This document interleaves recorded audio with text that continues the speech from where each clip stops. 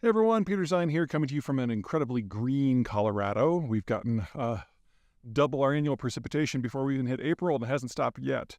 Today, as part of the Ask Period series, we're going to talk about chewing gum and walking at the same time. The concern is that in supplying weapons to the Ukrainians, the United States might be stressing its bandwidth to be able to deal with a major conflict like, say, with China.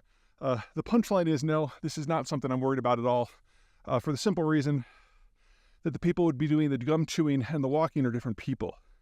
Any sort of military conflict that the Americans are going to get involved with the Russians is going to be primarily on land, first and foremost in Ukraine itself.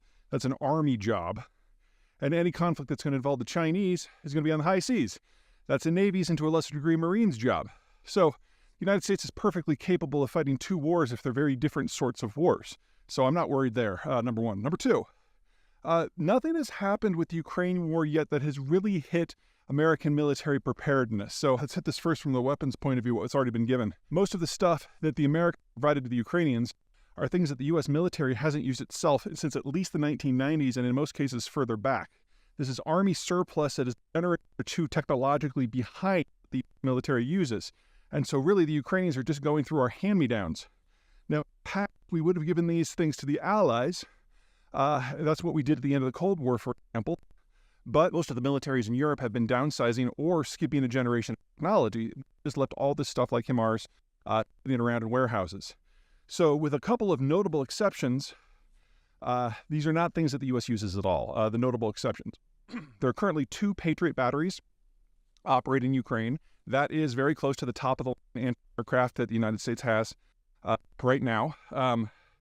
I would argue that even though taking those out of American service might hit the strategic issue for the U.S. a little bit, it's worth it because we're getting real-time experience with U.S. technology in third-party hands against top-of-the-line Russian equipment, most notably the Kinzhal cruise missiles. And we now know for certain that even without American personnel operating them, the Patriots can down things that the Russians have. That was a great bit of information that we didn't have before. The other thing is artillery shells. Now, the United States has not been engaged in a massive war. It's Vietnam. Even when you look at the Gulf Wars, they were very short events. And so we haven't had to use artillery in volume for a very long period of time in the United States, which means that our production of artillery cells has been pared to the bone. And we are going through, the Ukrainians are going through more artillery cells in a month than the United States can produce in a year, and Europe is even further behind when it comes to munitions. So that has prompted the United States to give Ukrainians weapon systems that we are in the process of phasing out. And most notably, that is the cluster munitions that you may have seen in the news recently. Now, a cluster munition is one where it's a single piece of explosive. There are dozens or hundreds of little bombs spread over an area. The Ukrainians have been on the receiving end of these weapons since the beginning of the war. Russians have preferred to use the cluster munitions whenever they're targeting cities. They'll use their when they're going against things like tanks. And so there's already hundreds of thousands, if not tens of millions, of these little bomblets, some of which haven't exploded, scattered across all of eastern and southern Ukraine. Armed control advocates aren't thrilled, but from the Ukrainian point of view, they're like, gimme, gimme, gimme, gimme, gimme, because they need whatever they can get. And obviously they're going to use cluster munitions on their population centers. That's the job for the Russians.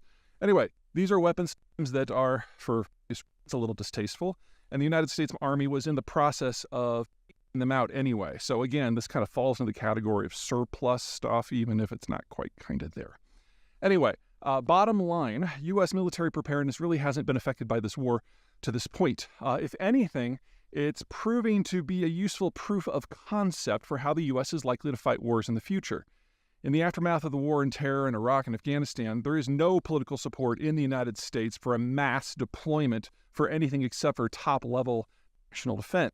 That's not seen as an issue right now. No one's dumb enough to attack the United States directly. At least I don't think that's going to happen.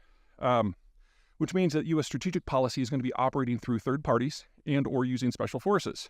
And so with the Ukraine war, we have a motivated third party who is very willing to be an ally, accept our training and equipment, and we're finding out how well that works and getting some expertise in figuring out what to do better the next time around. So all in all, in a weird sort of way, you can kind of thank the Russians for getting the United States to where it needs to go. both getting rid of its weapon and learning how to fight for the next century. All right, that's it. Bye.